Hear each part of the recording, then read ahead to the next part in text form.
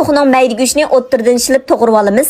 Endi buni videoda ko'rsatgandek uzun holatda to'g'rab olgandan keyin qanday shaklda to'g'rab olamiz a?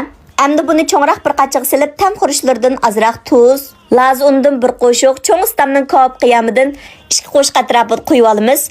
Bu qiyamni ko'p qilgan vaqtinglarda mushtoq go'sht damlantirgan vaqtida ishlatadigan bo'lsanglar, ta'mi bey chiqadi kejimi. Eng oxirida azroq oqmush qo'yib tekshir aralashtirib olamiz. Mushu filmni ko'rib bir tajriba pisib qo'ygan do'stlarimizga ko'p qiyamidan alayda palet qilib beray. Ko'p qiyami 2 xil chiqadi, ochiq tam, asl tam deb eg'irligi 115 gram, saqlash muddati 18 oylik vaqti bor. Bir xaltasini 8 qo'y 8 mo. Bugun men sizlarga 3 xil tamni aralashtirib, aralla 13 qo'y 8 mo palet qilib asl ser qarg'usab qo'ydim. Yana taxi tanlab turib alalaydigan qilib qo'ydim. Qaysi tamni yaxshi ko'rsangiz shu bo'yicha tanlab turib setib olsangiz bo'ldi. Ehtiyoji bor do'stlarimiz darhol setib oling. Endi cho'ngroq bir qachiq 500 gram un olamiz. Yarım qo'shiq tuz silib, Wuxanfendan bir qo'shiq atrofi silib etamiz. Uningdagi yarım qo'shiq atrofida show suda silib etdim. Uningdagi unni yaxshi bir aralashtirib olgandan keyin to'q go'shtni silib unga bir milaymiz. Uningdan keyin buni cho'yliq qilib, mana o'ngdan so'lgan mushg'alalat silkimiz.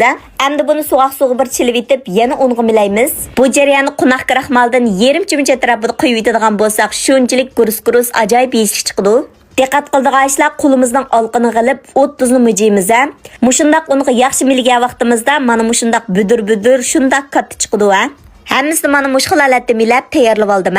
Uningdan keyin 6 ulush qizgan mayga bir-birlab silib pishirib olamiz. Uningdan keyin buni mushundaq olti rangga kirgan suzib elib olamiz. Ammo manda jimi qilish o'rganib oladigan bo'lsanglar, bolalaringlar maqtab turib yeb ketadi, ta'mi kep ketmaydi.